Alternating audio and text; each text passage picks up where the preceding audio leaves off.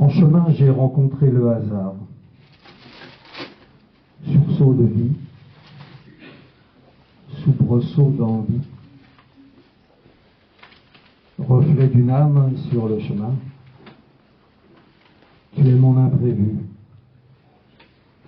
Dans l'embouchure entre deux collines, j'aimerais t'inviter dans ma cour d'été. Robertson, Pierre, il est page 219. Merci, on ne s'est pas salué encore. Merci, M. Alain. Bonjour à toutes et à tous.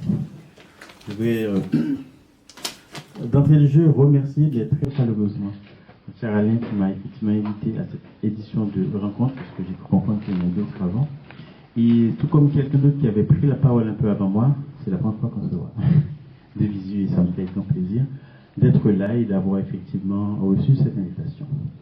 Alors, je vous ai concocté quelques petits textes, on va dire, afin que vous puissiez me découvrir, en sachant que je dois faire circonscrire tout cela en 4 minutes. Voilà, c'est mon espace-temps.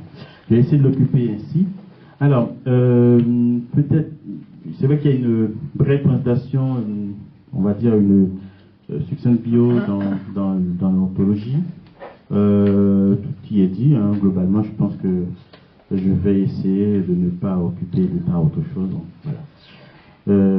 J'y vais de ce pas. Je vous pose pour commencer quelques textes qui me sont venus lors d'une période qui était particulièrement difficile pour tout le monde et comment dire, une période que nous souhaitons qu'il soit complètement et définitivement derrière nous. Je parle bien de cette terrible période de Covid, voilà. Et à ce moment-là, effectivement, il y a plusieurs textes qui m'étaient venus, pour ainsi dire. Et en plus, je dois le dire, cela m'a permis de décliner mes propos différemment que d'habitude, parce que je suis, entre guillemets, chantre de l'amour, alors que dans ces textes, j'en parle très peu.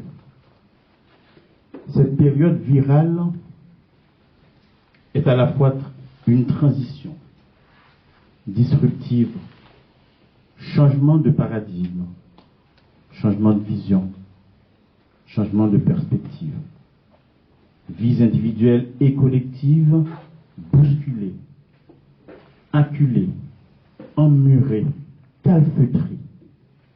Vivre autrement, vivre chaque moment, prendre conscience d'une respiration bien rythmée et en être reconnaissant. Moment de panique, moment historique. Douceur et douleur sont à couteau tiré, âpre réalité. Rêverie et résistance au coup viral d'une grippe, d'une étrange grippe qui agrippe, qui tétanise. Anxiété et gratitude pour et envers les mains qui soignent.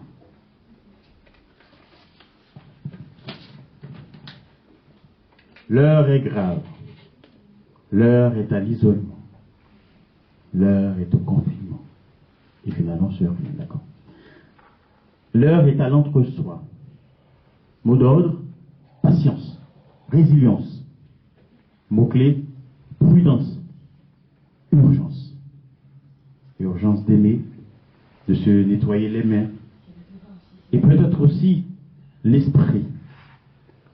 Car si là aussi on est confiné, alors il n'y a pas de pire contagion. Dans aucune région du monde, on n'échappe à cette épidémie. La force est pour un temps épargnée. Les jeunes sont parfois porteurs, malgré eux, du fléau. La sagesse, quant à elle, est visée. Nos aînés sont fragilisés et décimés. La beauté est saine et sauve. Les tout petits, point du tout ne sont touchés. Que cela reste ainsi. La peur et l'inquiétude se lisent sur le visage de ceux qui sont là pour nous rassurer. N'ayez pas peur, mais planquez-vous.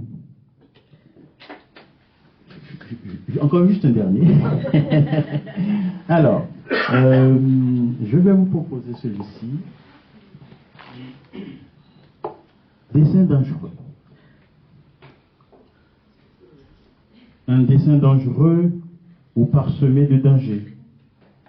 Ça, on connaît de tous les temps. Mais un dessein griffonné, accompli ou juste réalisé ne devrait être dangereux pour personne. Laissez cet homme avancer dans l'exercice de ses fonctions. N'empêchez pas cette femme d'accomplir son geste prométhéen au quotidien. Laissez-les donc payer leur capitation à la société, leur contribution par l'enseignement à la génération montante. Espoir de demain. La décapitation est et doit rester un mot suranné, rejeté dans l'histoire, là où il a sa place. Geste dépassé, mal placé. Gardons la tête sur les épaules, c'est là sa place. Gardons les yeux fixés sur l'avenir, c'est notre destination. Personne ne doit être empêché d'y accéder. Merci.